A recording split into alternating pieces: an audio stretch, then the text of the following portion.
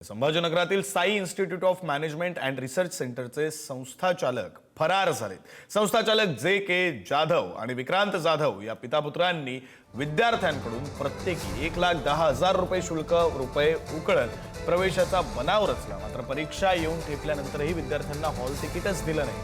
दरम्यान Sai institute centre विद्यापीठाशी संलग्नच नसल्याची धक्कादायक बाब आता उघडकीस झाली. या प्रकरणी गुन्हा दाखल होताच जाधव पितापुत्रांनी पलायन केले. सचिन जिरे आपले प्रतिनिधी आपल्यासोबत जोडले गेलेले आहेत. अधिकचे तपशील ते देतील. सचिन, या सगळ्यामध्ये मुळात पैशांचा गैरव्यवहार झालेला आहे, पैशांचा अपहार झालेला आहे, विद्यार्थ्यांची लूट झालेली आहे, हा मुद्दा आहेच. मात्र आता या विद्यार्थ्यांच्या भवितव्याचं काय?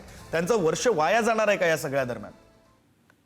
नक्कीच विक्रांत, जे विद्यार्थी आहेत त्यांचं भवितव्य अंधातरी आहे. त्याचं कारण असं आहे कारण की आतापर्यंत हे सर्व विद्यार्थी अंधारात होते. त्याचं कारण असं आहे की विद्यापीठाची हा महाविद्यालय संलग्न असल्याचं सांगितलं गेलं होतं या दोन्ही पितापुत्रांकडून. मात्र जेव्हा परीक्षा जवळ आली, परीक्षा जवळ येतात हॉल तिकीट न दिल्यामुळे हा सर्व भांडाफोड झालेला आहे. या विद्यार्थ्यांना त्यामुळे साहजिकच आहे त्याचा जो वर्ष आहे तो वाया गेलेला आहे. विद्यार्थ्यांची आर्त आग होती किंवा आमचा एक पेपर गेला किंवा पुढचे तरी पेपर आम्हाला दिले द्यावे, मात्र तसं करता येत नाही असं विद्यापीठाचं म्हणणं आहे. त्याचं कारण असं आहे की विद्यापीठाने यापूर्वी या महाविद्यालयाला नोटीस दिली होती की तुमच्याकडे जी साधनं लागतात ती साधनं नाही, ती फ्री करा. मात्र त्या महाविद्यालयाने ते केलेलं नव्हतं, त्यामुळे यांची मान्यता नव्हती आणि आता विद्यार्थ्यांचं जो भवितव्य आहे तो अंधातरी आहे. त्याचं कारण असं आहे की आता या विद्यार्थ्यांना परीक्षा देता येणार नाहीये कारण की हा वर्ष त्यांचा वाया गेलेला आहे. आता पुढे प्रशासन काय निर्णय घेतं हे पाहणं देखील आता महत्वाचं राहणार आहे.